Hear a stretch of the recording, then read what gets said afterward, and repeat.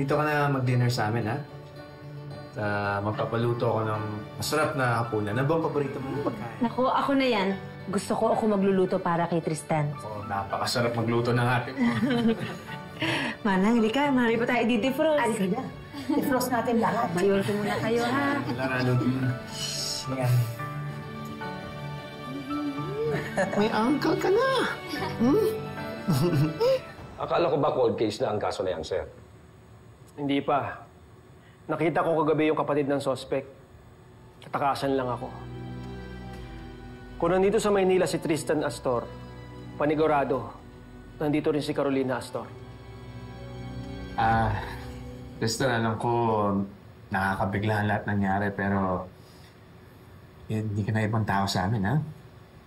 Just feel right at home dito sa bahay. Kaya ka pala tanong ng tanong about kay Tita Lorena. Ate mo pala. Bakit pa kayo ulit nagkahiwalay?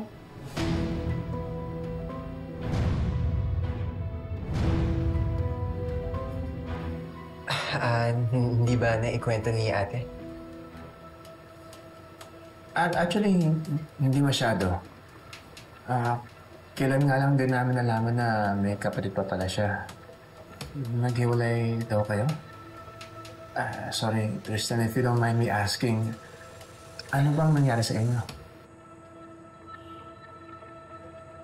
Excuse me? Yes, ma'am. Ano po yung atin? I have a job for you.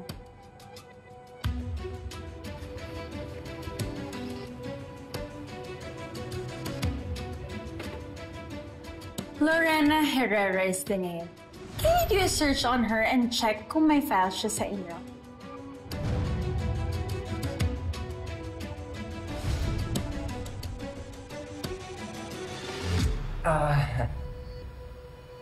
Kay ate niya na lang po itanong. Bata pa po kasi ako nun, kaya siguro marami na akong nakalimutan. Pero kung iniwan ka pala niya, bakit ka niya pinapahanap? Bakit hindi ka na lang niya binalikan sa province mo? Ano ginawa nito, ma'am? Kakasuhan niyo ba siya? Oh, no. I'm just doing the job for you. So, i-check niyo na yung files niyo kasi I'm sure may makikita kayong criminal record tungkol sa babaeng yan. Baka may swindling case yan, estafa, perjury, fraud, whatever. Tapos pwede niyo na siyang hulihin, tapos ikulong. Sorry, Amber, parang kailangan ko na ito umalis. Wait, di ba sabi mo dito ka mag-dinner sa amin? Alam niyo po, Uncle, masarap magluto si Nainay. O naman, Lia, alam na alam ko. Lagi kaya ako pinagluluto ni ate noon at talagang masarap magluto si ate. Pero kailangan ko na po talagang umalis. May nag-aantay po kasi sa akin sa bahay. Hindi pa ako nakakapagpaalam. Tristan, huwag mo na intindihin yun. Papatilan na kita sa driver para makuha yung mga gamit mo. Oh? Imagine, one less sociopath criminal polluting our streets. Bongga, diba? Right?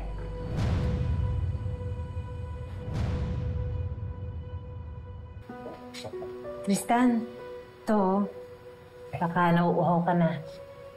Sinabi? Ano pa nag-uusapan niyo? Love, gusto ko sana na dito na sa atin mananahan si Tristan. Ako, hindi na po. Okay naman po ako dun sa tinitirahan ko. Ang tagal na naging walay ni Lorena. Kaya hindi naman ako papayag na maghiwalay pa kayo. Saka Tristan, maluwag naman ang bahay namin eh. May extra room para sa'yo. Kaya huwag ka nang tumanggi. Lorena, di ba ito naman yung gusto mo? Na magkasama ulit kayo ng kapatid mo? Oo. Ito talaga yung gusto ko. Kaya Tristan, pumayag ka na. Okay lang. Mababait si Wilfred at si Amber. Sigurado ako makakasundo mo agad sila. Sige po. Maraming salamat po. Okay. Sige, kausapin ko si Patrick, ha? Sige.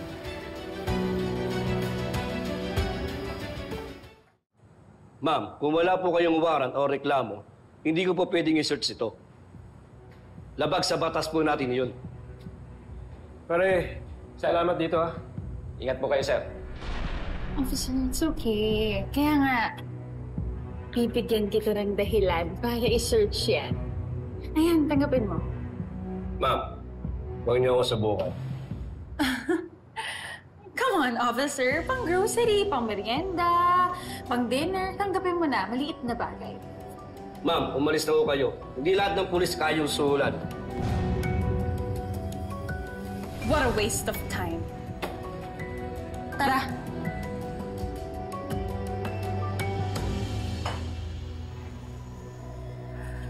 Ate, naasiwa talaga akong tumira dito eh. Nagigilty ako nakasama ko sila.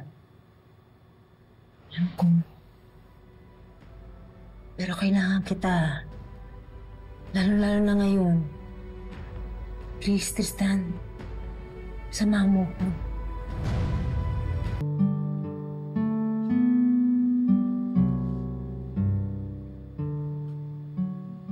O baka kinakahiya na.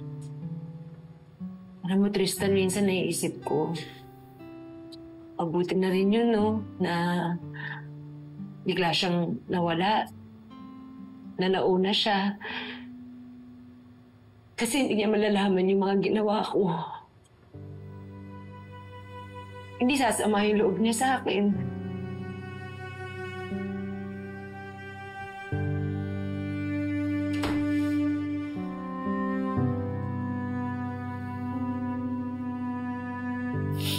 Ate, huwag na natin pag-usapan yung mga nangyari dati. Mula ngayon, yung mga masasayang bagay na lang yung pag-uusapan natin, ha? Deal?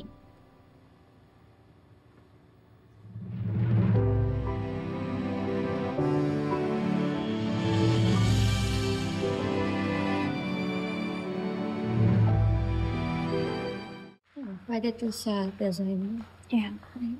We should have one. Good morning, Amber. Morning, tita. Hi, Tito Stan.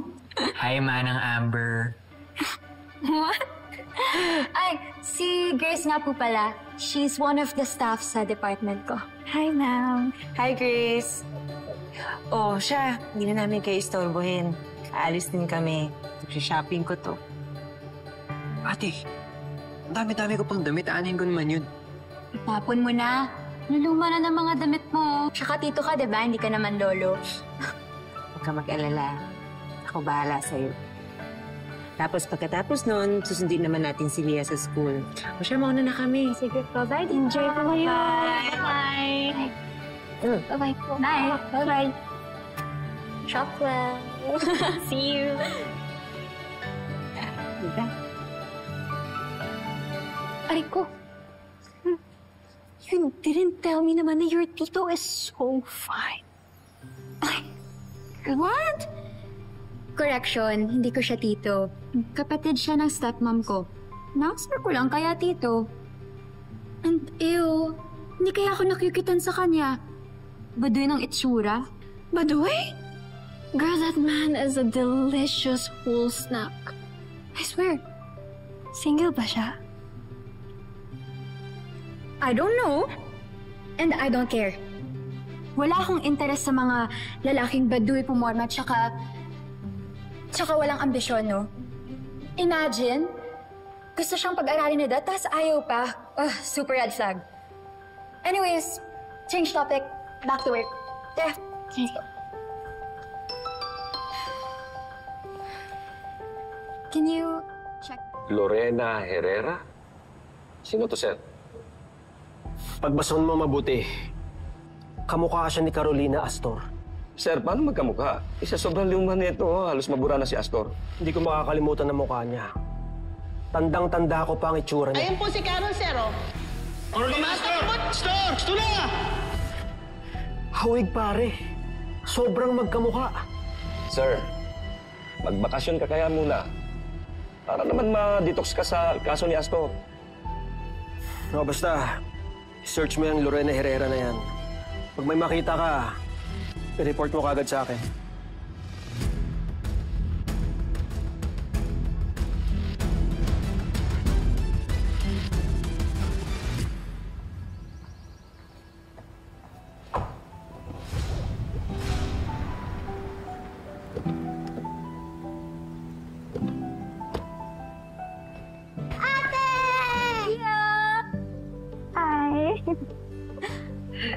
How's your shopping trip po, tita?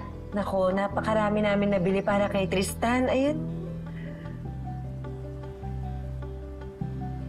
Asan po siya?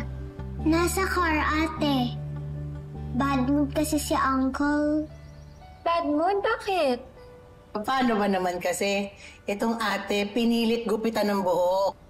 Tapos, ang daming pinariling bago, di ba? O, ngayon, naninibago. Ayaw bumaba ng sasakyan. Bakit? Ano po bang itsura? Stan!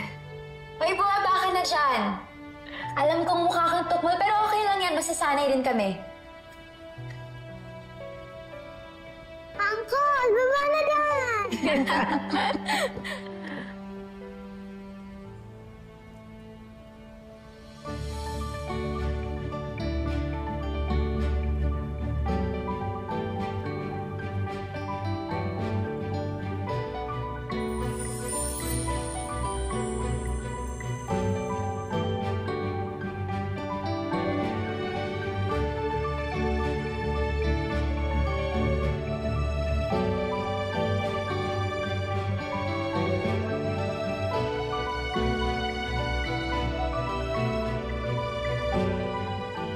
Oh, yan ba ang mukhang tukmol?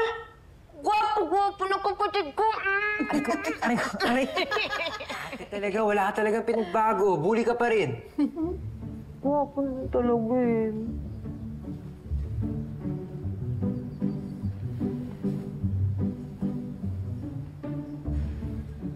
Hala ko, Nay, galit sa'yo si Uncle. Nako, masanay ka na anak. Ganyan talaga kami maglambingan nun. Halika. Ay, nako.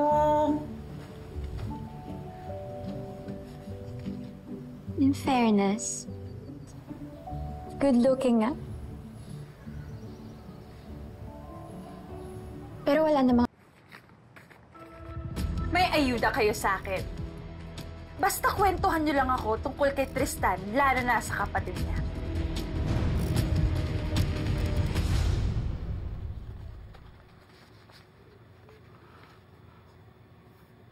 Ang laking pera na ito, ma'am. Kahit siguro, kaluluwa ko eh. Mabibili niyo na.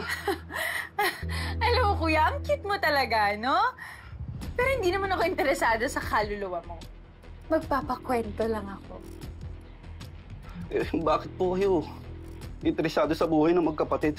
Para saan po ba talaga, ma'am? Alam mo, Manong, sa totoo niyan, malaki ang galit ko sa kapatid ni Tristan. Malaki yung atraso sa akin ng babaeng yun. Kaya naghahanap ako ng mga impormasyon na pwede kong gamitin laban sa kanya. Ako, ma'am.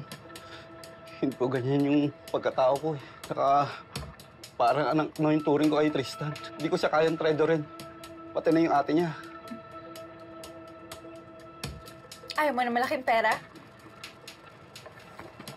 Eti wag. Pero, ma'am, kailangan ko ng pera eh. Then start talking.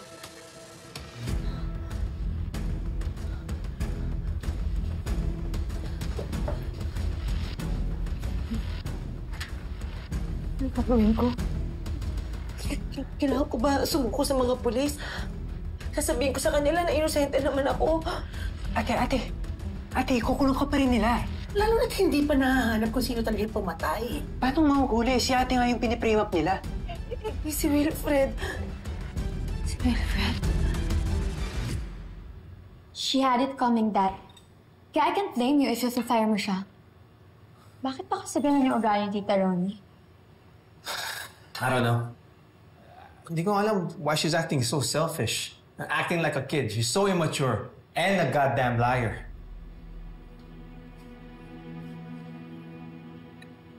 And she thought I wouldn't notice. Kaya hindi ko siya sineseryoso eh.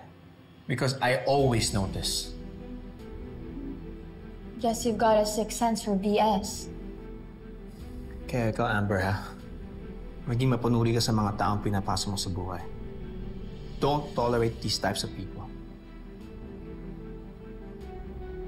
Ayun yung mga manloloko, mga sinungaling. You need to cut them out like cancer. Sabi ko na kaya sa asawa ko, total inosente naman ako eh. Sa palagay mo, hindi magagalit si Wilfred pag nalaman niya nagsinungaling ka? Pag nalaman niya hindi ka talaga nagsabi sa kanya kung sino ka? Sabihin niya niloko ko siya. Na hindi ako naging totoo. Ay, Diyos ko. Kaya inosente ako o hindi, may ipit pa rin ako. Ate, kailangan muna nating mahanap kung sino ba talaga yung pumatay doon sa Joy na yun. Kaya alam mo, manahimik ka muna. Kailangan tayo lang muna ng tatlong nakakaalam nito. Lagot? Bakit? May pinagsabihan ka ba? Sabihin mo na sa akin lahat ng alam mong sikreto tungkol kay Lorena. Lorena? Sinong Lorena? Lorena! Yung kapatid ni Tristan, di ba Lorena yung pangalan niya? Hindi po. Iba po yung alam ko. So, nagsisinungaling lang siya all this time? Oh, so this is getting so exciting! Dali, sabihin mo na sa akin, ano yung tunay niyang pangalan? Go, tell me! Kanino mo kinuwento yung tungkol sa akin? Ate, dun ho sa Manong, nakumupkup sa akin. Nakwento ko sa kanya lahat dati. Basta naman, bakit mo kinuwento? Ate, ang hirap namang saluhin ng problema. Mapagkakatiwala naman yung si Manong eh. Kahit naman ganun yun, mabait yun. Di ako tatablahin nun. Kahit na. Sana hindi mo pa rin sinabi, Iho.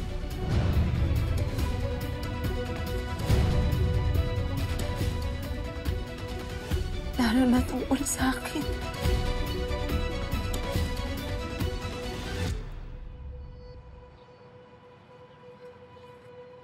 O ito, dagdag mo. Para ganahan ka magkumpisal. I knew it. Una pa lang, wala na akong tiwala sa pagkatao niya. Kasi yun naman pala, fake naman pala siya. Ang dami niya naloko ah. First yung husband ko. And then si Wilfred. So come on, sabihin mo na sa akin, ano yung tunay niyang pangalan? Tell me! Manong, tell me! Dali! Ano kulang pa ba yung binigay ko? Kailangan ko pa bang dagdagan? Sabihin mo na sa akin! Now na! Carol, ma'am. Carol?